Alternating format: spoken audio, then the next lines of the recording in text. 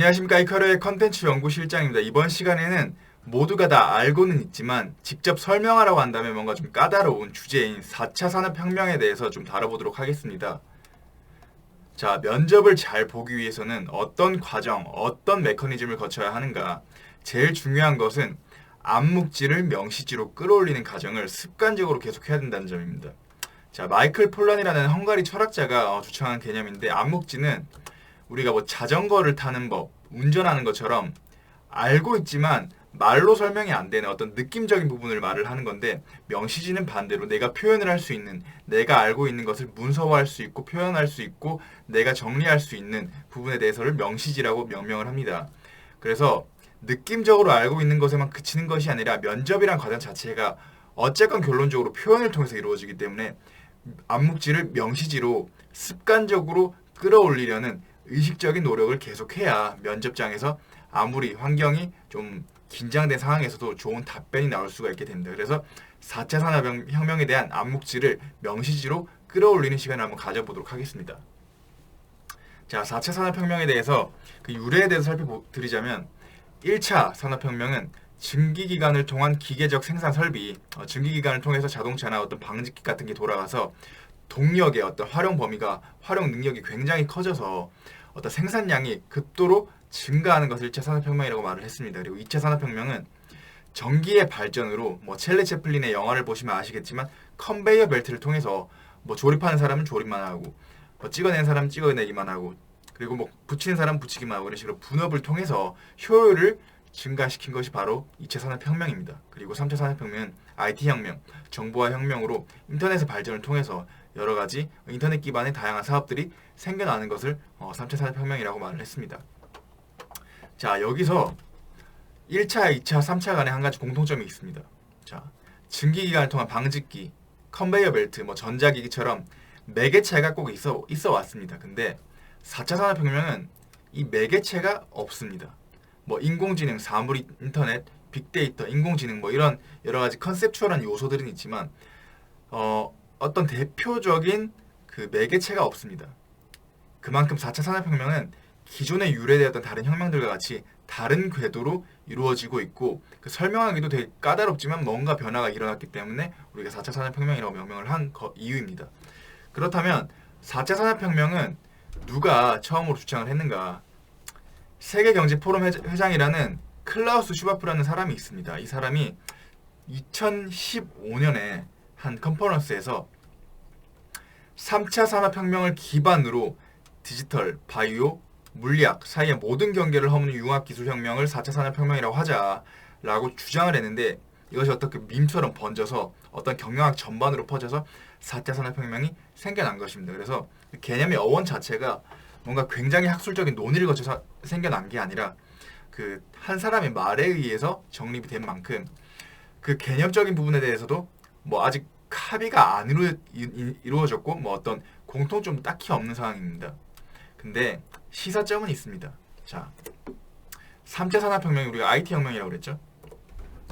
4차 산업혁명은 연결성이 있습니다. 그리고 3차 산업혁명의 IT혁명을 기반으로, 그러니까 IT 기술을 기반으로 하는데 디지털, 바이오, 물리학 사이의 모든 경계를 허무는 융합기술혁명.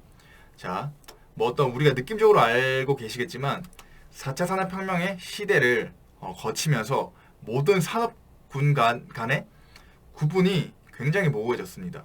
뭐 예를 들어서 신약 개발 같은 경우에는 뭐 단순히 화학적으로만 신약 개발하는 게 아니라 인공지능을 통해서 뭐 가상 실험을 하고, 공사 현장, 건설업 같은 경우에는 디지털 트윈이라는 그 어떤 그 컴퓨터상의 가상의 공간을 설정을 해서 이 가상의 공간에 뭐 바람이라든지 뭐 어떤 그 충격이라든지 이런 걸 실험을 해서 진짜 실험을 대체하는 등 IT와 뭐 건설이 만나기도 하고, 그리고 뭐 물리학을 기반으로 설계가 되어 있는, 기계공학을 기반으로 설계가 되어 있는 자동차에 자율주행 장치 IT 기술을 도입을 함으로써 어떤 소프트웨어 기계 같은 어떤 소프트웨어 간의 융합도 활발하게 이루어지고 있고, 뭐 뉴럴링크라는 앨런 머스크가 만든 회사에 의하면은 뭐 그 사람의 뇌에 뭐 칩을 꽂는 등 반도체 기술을 뭐 생리학에 적용을 시키기도 하고, 이런 식으로 경계가 모호해진다. 이것이 바로 4차 산업혁명입니다. 그래서 4차 산업혁명의 정의를 내리라 뭐 이런 식으로 면접 질문이 나올 수가 있는데 당황하시면 안 된다. 왜냐면은 뭐 학계에서도 논의가 뭐 활발하게 이어지고 있지만 뭐 굉장히 어떤 굳어진 개념이 아니기 때문에 그냥 3차 산업혁명을 기반으로 경계를 허무는 3차 산업혁명을 기반으로 경계를 허무는 어떤 산업 간의 경계가 모호해지고 있는 그런 혁명을 말을 합니다. 뭐 이런 식으로 답변을 해주시면 충분히 납득 가능한 답변이니까 전혀 겁먹지 마시고 이렇게 대답을 해주시면 됩니다.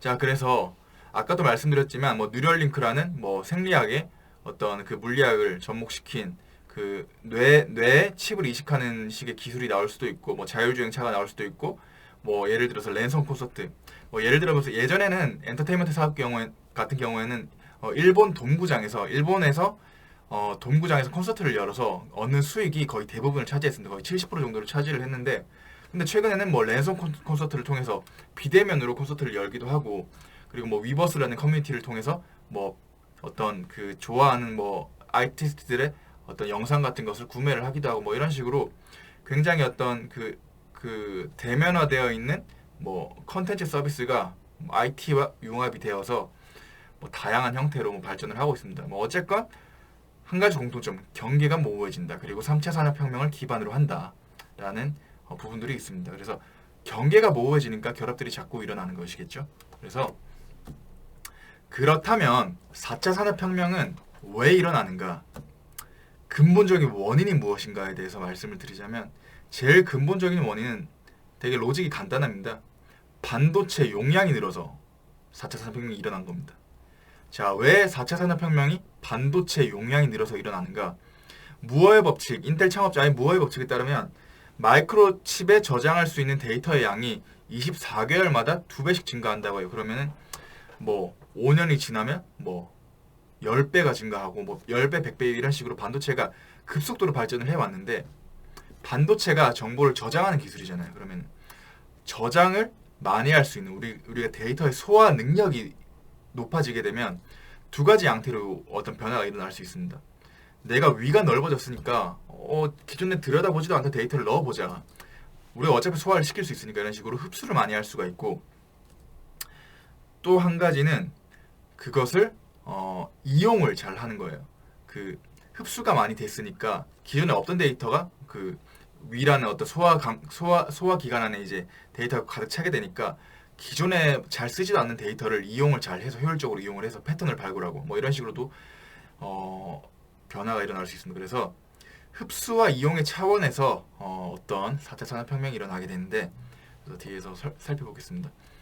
그래서 먼저 흡수의 차원에서 살펴드리자면 우리가 데이터를 뭐 1 정도만 먹을 수 있었던 게 이제 뭐 100 정도를 먹을 수 있는 사회가 되었습니다. 그래서 플랫폼 경제는 뭐 여러 가지 뭐 정의들을 내릴 수가 있겠지만 가장 근본적인 부분 자체는 생태계 참여자가 스스로 데이터를 형성하는 것입니다. 유튜브에 우리가 영상을 올린 영상을 또 다른 누군가가 소비를 하고 그 소비한 뭐 그 유튜브 채널 경로를 통해서 맞춤 광고를 내게 되고 그리고 넷플릭스는 우리가 본 어떤 그 영화 데이터를 통해서 취향 데이터를 분석을 합니다. 뭐 이런 식으로 다양한 그 생태계 참여자가 어떤 수직적으로 정보를 섭취하는 데 그치는 것이 아니라 자기 스스로가 정보를 제공을 하는 거죠. 어떤 생태계 활발한 참여자로서 그것이 가능해진 이유 자체가 정보를 많이 소화할 수 있으니까 우리가 정보 소화 용량이 적게 돼버리면은 플랫폼 경제 자체가 돌아갈 수가 없는 거죠.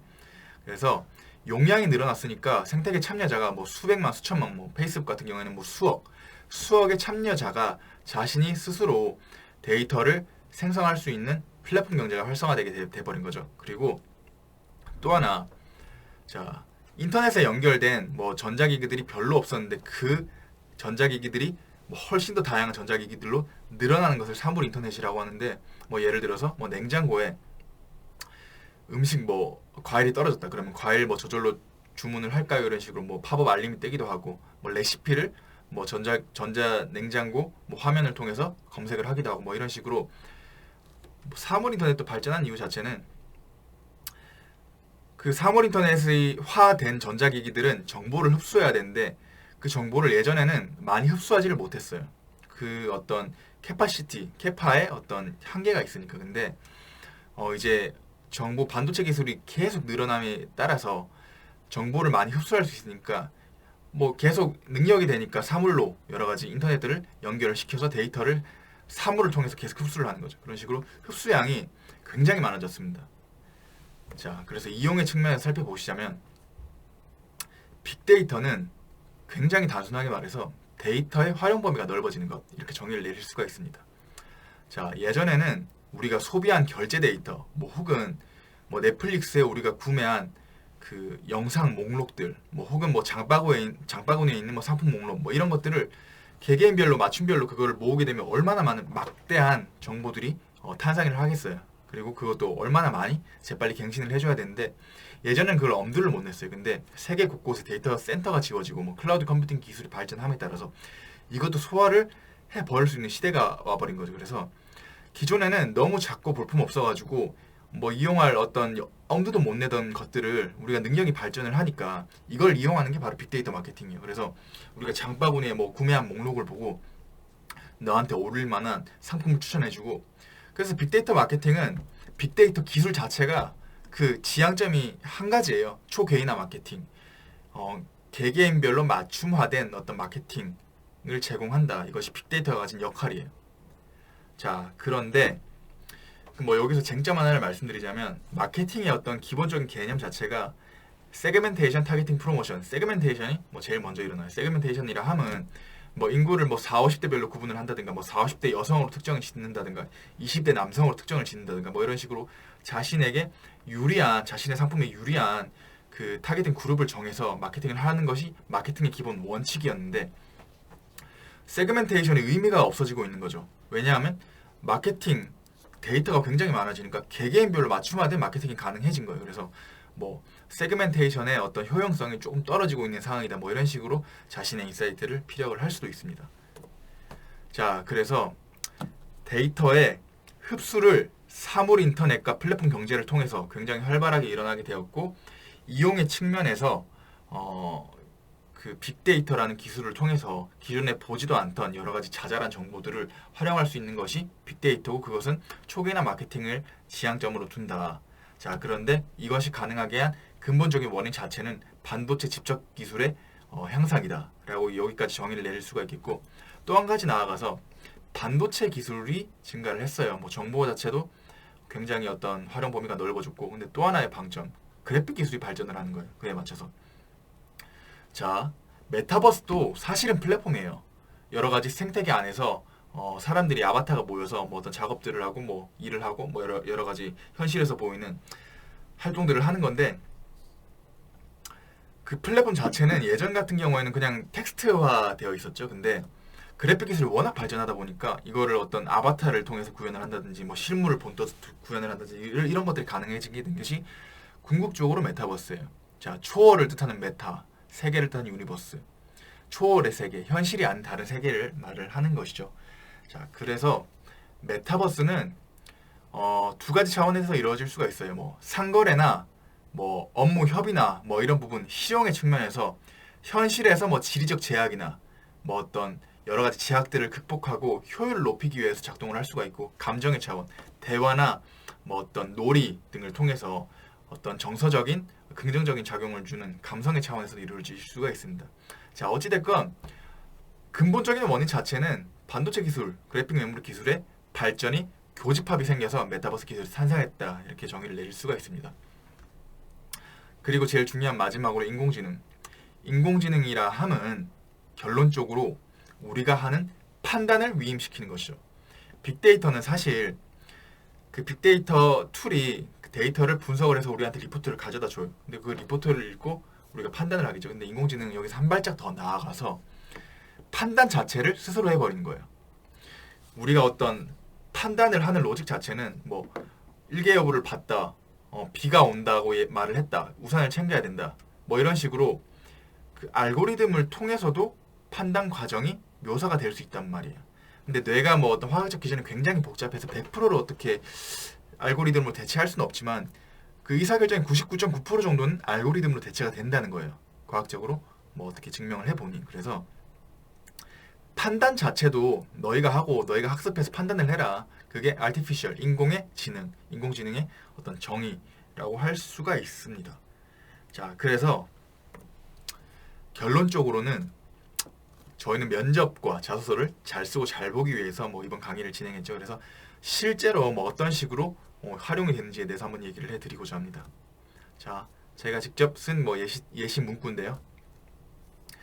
미래 쇼핑 대부분 오프라인과 온라인이 아닌 메타버스 현실 속에서 이루어질 것입니다. 현재 페이스북은 메타버스를 본인의 비전으로 설정하고 있고 러블록스, 엔비디아와 같은 메타버스 기업에 막대한 투자가 이루어지고 있습니다. 그래서 머지않은 미래에 메타버스 구현에 필요한 기술들이 일반 기업들도 쉽게 사용화될 수 있도록 대중화될 것이라고 생각을 합니다.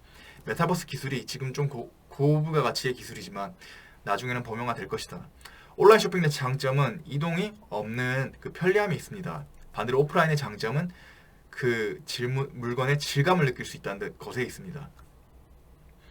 그러나 만약 VR 기기를 이용한 건축 시뮬레이션, 가상전쟁 시뮬레이션 등이 상용화된 것처럼 쇼핑에서도 오프라인의 그 질감을 가상 공간에서 70% 이상만 구현하더라도 온라인 쇼핑이란 단어 자체도 구시대의 단어가 될 가능성이 높습니다.